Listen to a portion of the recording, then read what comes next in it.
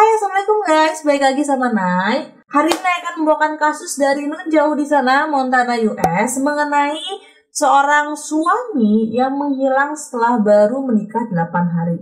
Kenapa ya? Dia kabur? Atau dia ada utang? Ada apa? Markilai.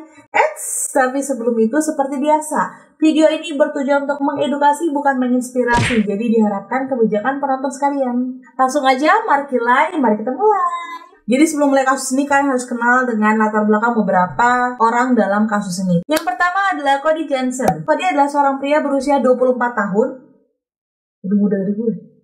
Cody berasal dari Kalispell, Montana, US. Jadi Montana itu adalah kota pedesaan yang dikenal sebagai pintu gerbang Taman Nasional Glacier yang berada di pegunungan Rocky. Dan di kota ini Cody bertemu dengan Jordan Lynn Graham yang berusia 21 tahun. Mereka bertemu saat sedang makan siang di gereja dan mereka menganggap pertemuan itu adalah takdir. Wow. Dan akhirnya mereka berdua pun menjalani hubungan dan Cody bahkan sempat mengatakan ke ibunya kalau dia akan menjadikan Jordan istrinya suatu saat nanti. Lalu siapa sih Jordan ini? Jordan ini adalah gadis 21 tahun. Dia adalah gadis yang sangat religius, sangat pendiam, dan dia tuh termasuk orang yang tidak percaya mengenai seks sebelum nikah. Padahal kalau di luar negeri kan hal yang lumrah banget gitu ya, seks before married, tapi Jordan tidak percaya mengenai hal itu. Akhirnya Jordan dan Cody pun melaksanakan pernikahan mereka. Tapi setelah 8 hari menikah, Cody dinyatakan menghilang. Kenapa ya? Apakah Cody kabur dari pernikahannya? Nah, untuk tahu itu kita akan masuk ke detail hubungan Jordan dan Cody.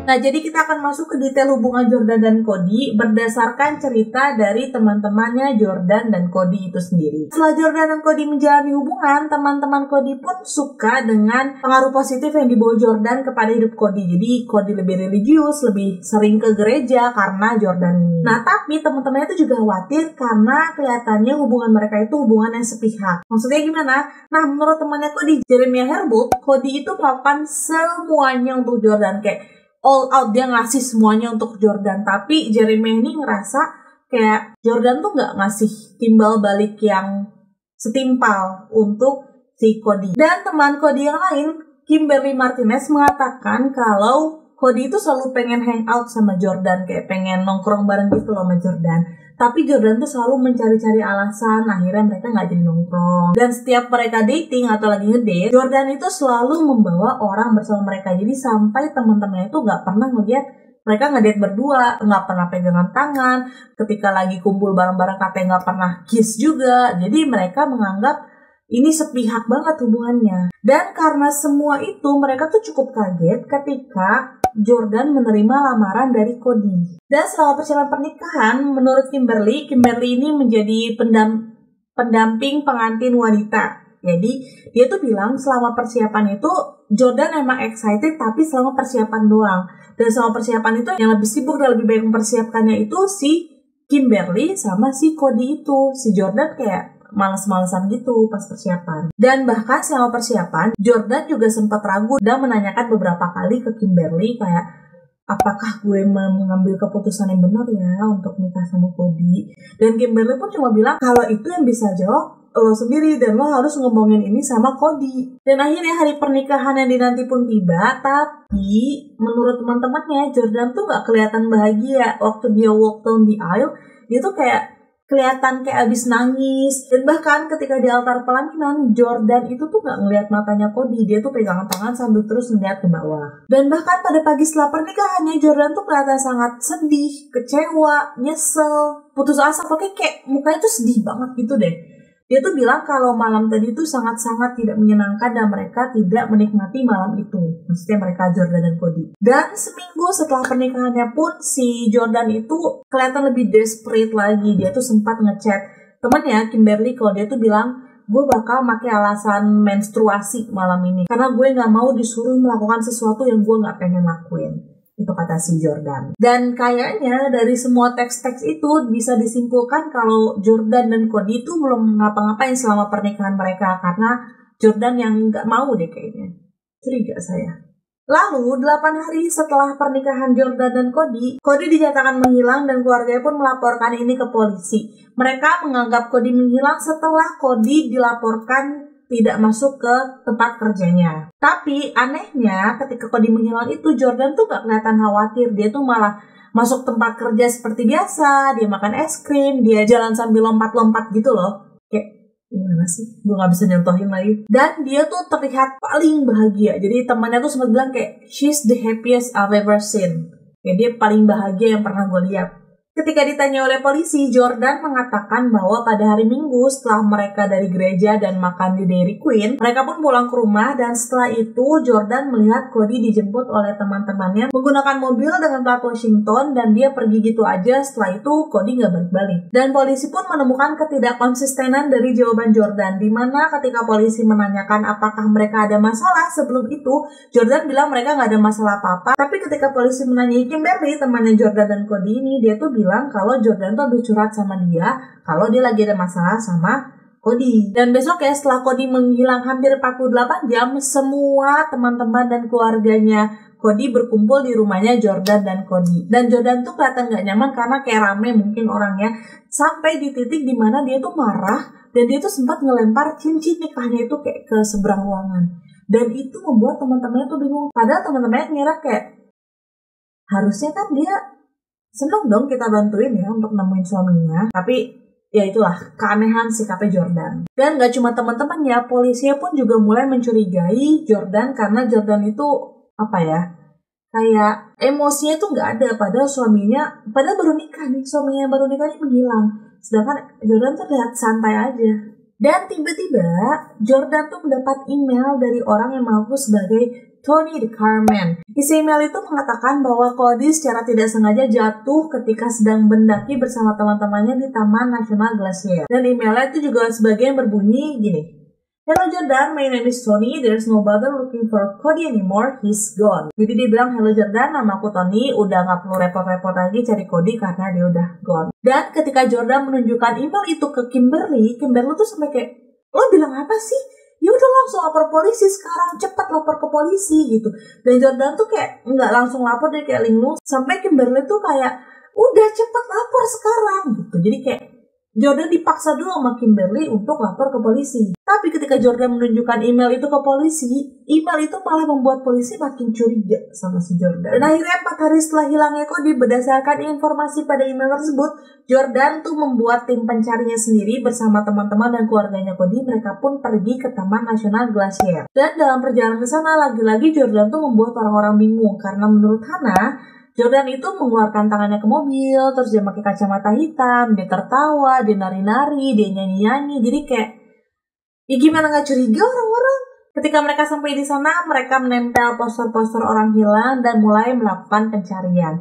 Tapi menurut Hannah, selama pencarian tuh Jordan gak bantu apa-apa. Jadi kayak, mostly I did all of the work. Kayak dia nyari kesana kemari, Jordan kayak useless, nggak bantu gitulah. Dan keesokan harinya ketika mereka melakukan pencarian hari kedua di Taman Nasional itu, Jordan tuh tiba-tiba berubah menjadi penunjuk arah handal. Jadi kayak dia kayak guardian angel gitu.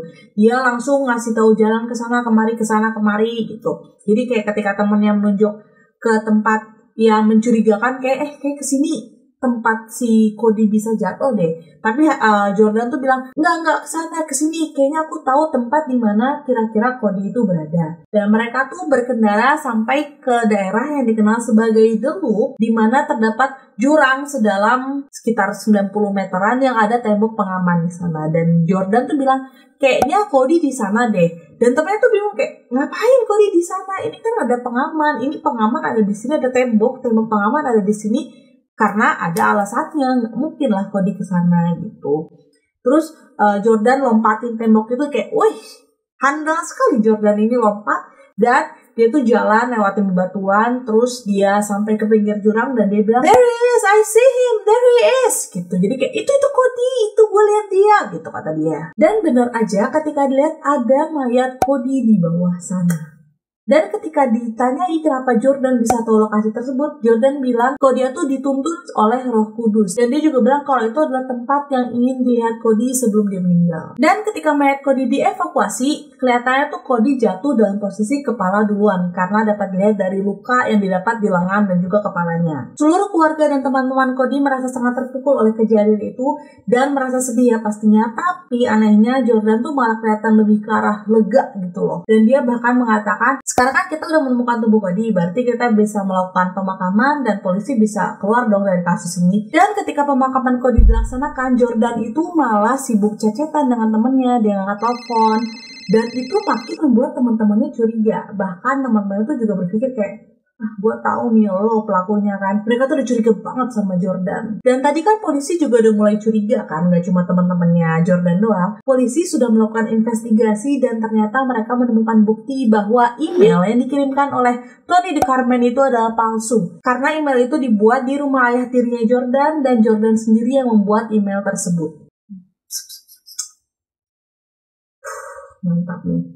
Polisi juga menemukan bukti bahwa Jordan dan Cody berada di Taman Nasional Glacier pada malam Cody dinyatakan menghilang. Awalnya Jordan mengaku kalau dia tidak bersama dengan suaminya malam itu, tapi CCTV pintu Taman Nasional Glacier berkata lain. Mereka tertangkap kamera berada di situ. Dan ada juga foto yang cocok dengan deskripsi mobil Cody dan di dalamnya terdapat penumpang yang terlihat seperti Jordan dan Cody. Dan ada bukti lain lagi dari lokasi HP mereka menunjukkan bahwa Jordan dan Cody berada di Taman Nasional itu pada malam Cody menghilang. FBI menahan Jordan di rumahnya segera setelah pemakaman Cody. Dan setelah dihadapkan dengan berbagai bukti yang menentang Jordan, Jordan pun akhirnya menangis dan mengaku bahwa dia tidak bahagia selama 8 hari pernikahan mereka. Dan ini adalah kronologi kejadian pada malam itu menurut Jordan. Jordan bilang pada malam itu mereka memang ada perdebatan, tapi somehow mungkin mereka baikan dan mereka pun jalan-jalan ke Taman Nasional Glacier itu. Dan di TKP, Cody tuh bilang ke Jordan kayak,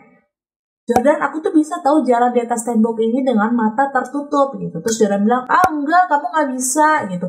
Nih lihat aja, terus dia buktiin, dia tutup matanya pakai kain hitam dan kain itu ditemukan di samping mayatnya Cody. Terus jadi pas dia tutup, dia jalan, katanya si Cody ini terjatuh dan dia sempat menarik tangannya Jordan, tapi Jordan karena nggak mau ikut jatuh, dia akhirnya mendorong Cody dan jatuhlah Cody ke dalam jurang tersebut sedalam 90 meter. Tapi detektif Corey Clark tidak percaya dengan perkataan Jordan. Jadi spekulasi dia kemungkinan Jordan lah yang menutup matanya Cody dengan bilang ada surprise. Karena menurut interogasi sebelumnya bersama teman-temannya Cody, pada hari kejadian Cody itu terlihat sangat bahagia karena dia bilang ke teman-temannya kalau Jordan tuh mau ngasih dia surprise. Dan kemungkinan berdasarkan perbincangan mereka, surprise itu adalah seks. Dan akhirnya Jordan didakwa atas pembunuhan tingkat pertama, tingkat kedua, dan juga pernyataan yang menyesatkan. Jordan Graham dijatuhi hukuman 30 tahun tanpa kesempatan bebas bersyarat.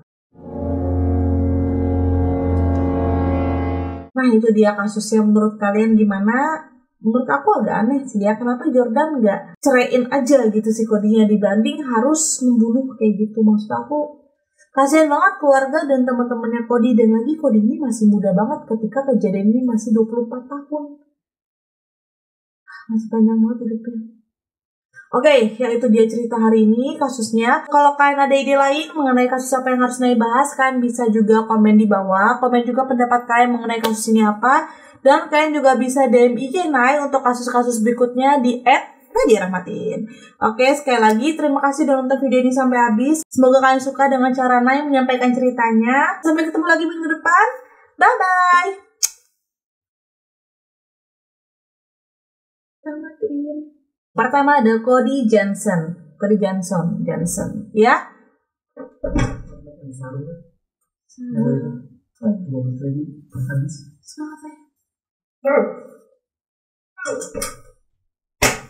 Dan ketika mereka